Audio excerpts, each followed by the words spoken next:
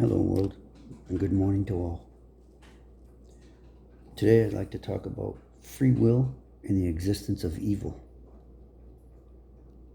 The tension between free will and the existence of evil is a central challenge in theology and philosophy, philosophy, known as the problem of evil.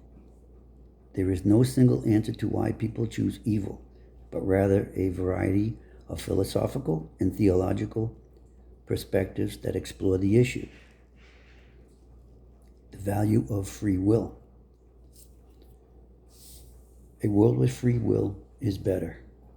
The most common explanation, known as the free will defense, argues that God created human beings with genuine free will because a world with free, morally developed creatures is more valuable than a world of programmed, unthinking automatons.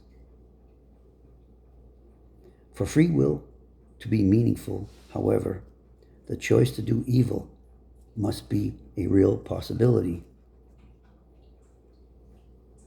Love requires freedom. The free will defense also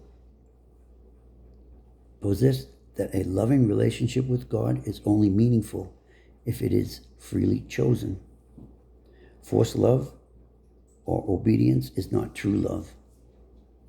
For God's relationship with humanity to be real, the choice is to reject him must also be possible. The nature of evil. Evil is a privation of good. Some theologians, including St. Augustine, argue that evil is not a substance created by God, but rather a privation of the good, like a shadow that is in the presence of light and the absence of light. Evil, therefore, is a result of a deliberate turn away from the good. In this view, God not created evil, and he did not create evil, but the potential for it arose when free beings chose to rebel.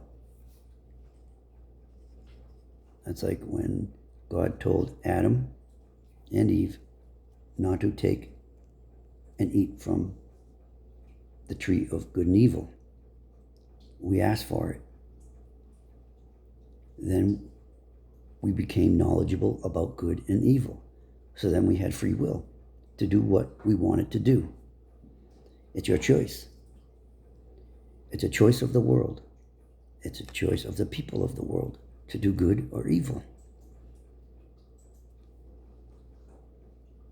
When people do evil, it's usually for their own good, for their own advancement, to make themselves look good in a time of turmoil in their life. A lot of people that have been taken to a different level choose evil to make the person coming in look less adapted or less knowledgeable than them.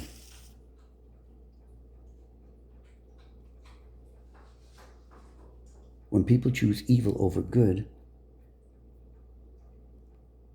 it's usually because of resentment, jealousy, or ignorance.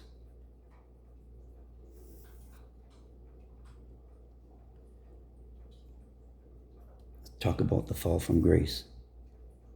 Rooted in the story of Adam and Eve, some traditions explain that humans inherited a sinful nature after they first disobeyed God. According to this view, all people are born with disposition towards sin, or a corrupted nature which makes them more inclined to choose what is wrong over what is right. Children are born innocent.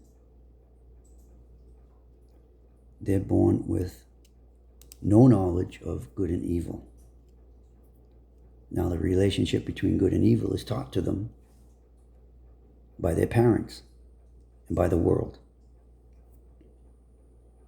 If we raise our children the correct way and they fall away from good and choose evil, God has a way of convicting you to let you know that you've chosen evil over good.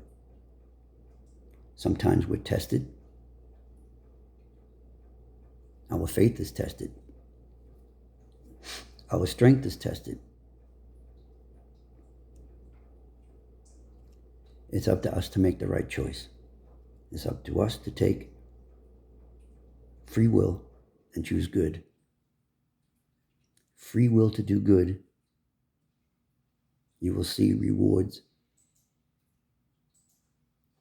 more fruits of your good deeds than you will if you choose evil. The path to true goodness. Philosopher John Hick proposed the soul-making theodicy, arguing that God allows suffering and evil to develop human virtues. In this view, overcoming hardship and resisting temptation to do evil is more meaningful and valuable than simply being created perfect from the start. There's no such thing as perfect people. There's no such thing in anything perfect. The only thing perfect was Jesus himself. Even he got angry. Moral qualities like compassion, courage, perseverance could not exist without the possibility of suffering. True statement. Without suffering, you learn nothing. If you've never had any conflict in your life, all of a sudden it happens. You have no way of knowing what to do. You retreat. Instead of breaking through, whatever it may be, you retreat. You fall back, go into a hole, and wait for the storm to be over. Wait for the storm to pass overhead. The storm will follow you for the rest of your life if you don't hit it straight on.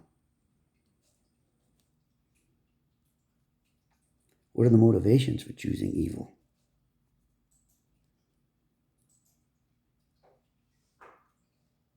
Selfishness and desire. Many evil acts arise from selfishness, where people prioritize their own wants, such as money, power, gratification, over the well-being of others. I spoke about that just a minute ago. There are a lot of people that are selfish. A lot of people have the desire to do evil to others. How do you overcome that? Hit it straight on. Confront the person or the persons that want nothing but evil for you, that want nothing but bad for you. A deal in fanaticism. Evil can also be the result of misguided, extreme ideology or idealism. Fanatics are sometimes driven to commit harmful acts in the belief that they are serving a greater cause. We see that in the world right now. There's so many fanatics that think their way is the best way. That just goes back to selfishness and the desire to do evil to others for their own self-gain. Also, insecurity and low esteem. Some people may act cruelly to gain a sense of power or to compensate for feelings of weakness and inadequacy. Everyday life. People that have had positions of power and the power has been taken away from them causes them to be insecure, causes them to have low esteem. So they lash out with evil rather than sitting back and understanding where their faults lie. So they try and compensate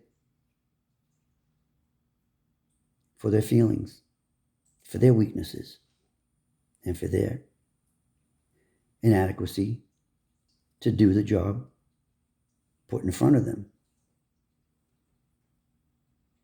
How do you deal with that? Confront it head on. Sit that person down and speak to them. Let them know that you need their help for the whole team to succeed.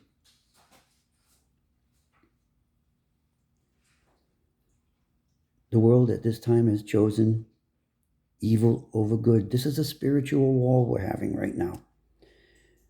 It's a war that's being fought within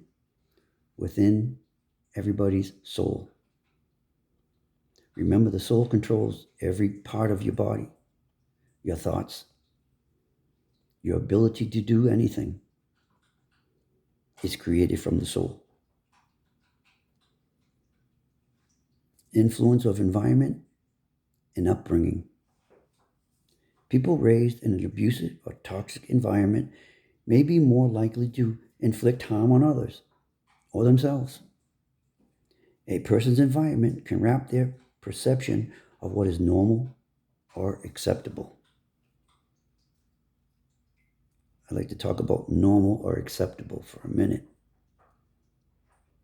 Think about it. What's normal? Who's normal? What is that? Normal because the world says it's normal? Because everyone else acts that way? Or acceptable? Because you're not acting the way that others want you to act, it's not acceptable? Think about yourself for a minute when you look at somebody that may be different than you are, whether it be rank, whether it be social levels, whatever.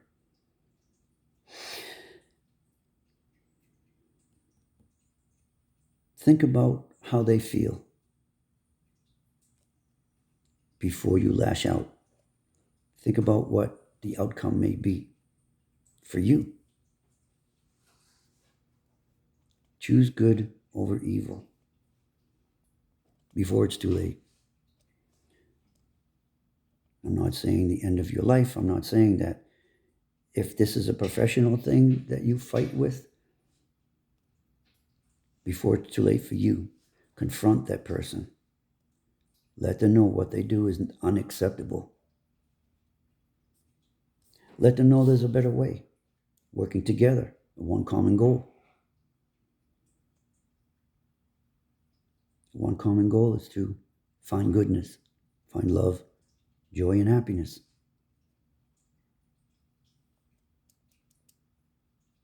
The dream that we all have of a world without conflict probably will never happen. But the more good that we show, the less conflict that we'll have. Those people that love to show conflict, maybe they'll dig a hole and stay in there for a little while. Maybe as they see goodness, they'll change their ways. I don't know. It's up to us to make a change within ourselves, to show other people that good conquers evil. Perversion of perception. As people commit evil acts, they may increasingly rationalize their behavior, eventually convincing themselves that what they are doing is not evil at all. This can lead to a state of being completely cross-wired from the good. We all have receptors within our brain. They're connected in certain ways to where you get a shock. If something alerts you through your eyesight, you see something, your brain sends a shock wave, right, to your mind. It alerts you to something that's out of the ordinary to you. That's perception. It's up to you to decipher the information, to unscramble it. It's how you do that. You sit back for a second, you think about the situation before you open your mouth and say something that you're going to regret. Now, again, I'm talking to myself. As I say in every video, I'm talking to myself. I'm looking at myself, talking to myself. For everything I tell you, I've done. Wisdom, as you get older, to discern. before you act. Remember, when you see people acting out or lashing out in evil, something's happened.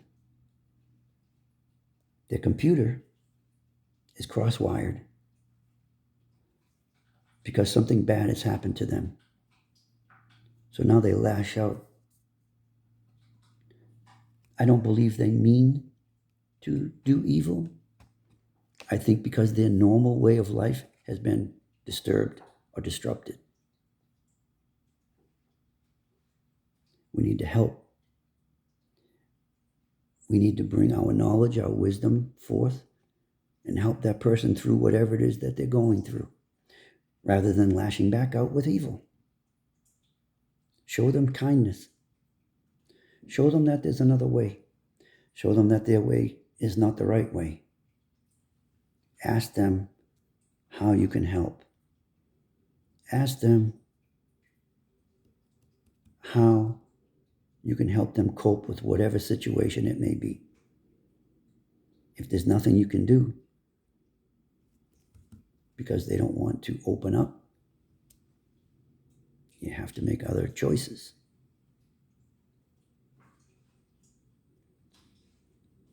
So remember, you have a choice. You have free will to do whatever you want. It's your free will. You have the freedom from God to make your own decisions. People blame God for bad things that happen in the world. Let's say, this is sad, but a woman goes into labor. Something happens in that time, the baby doesn't survive. We blame God. Why do we blame God? Because that's the easy way out. We become cold to God. We become cold to good. We choose evil against God when God is nothing but good. Could be a situation in life that happens that is not good for you. We blame God. God, I've done everything to praise your name, to do good things. Why are these bad things happening? It could be you're telling the truth. Sometimes it's a test of faith. Sometimes it's because your actions towards another person. Sometimes it could be just because. We don't know. Instead of choosing evil when something bad happens to us, choose good. Think about the situation and ask God for discernment. Ask God for help. Ask Him for a way out. Ask Him to put a door in front of you that He will unlock and open for you to walk through. Don't try and go around the situation. Don't try and go left. Don't try and go right. Go straight through. He's put a light in front of you to walk towards it. And if He wants you to completely walk to the light, then do it. Don't be scared, for fear is of the devil.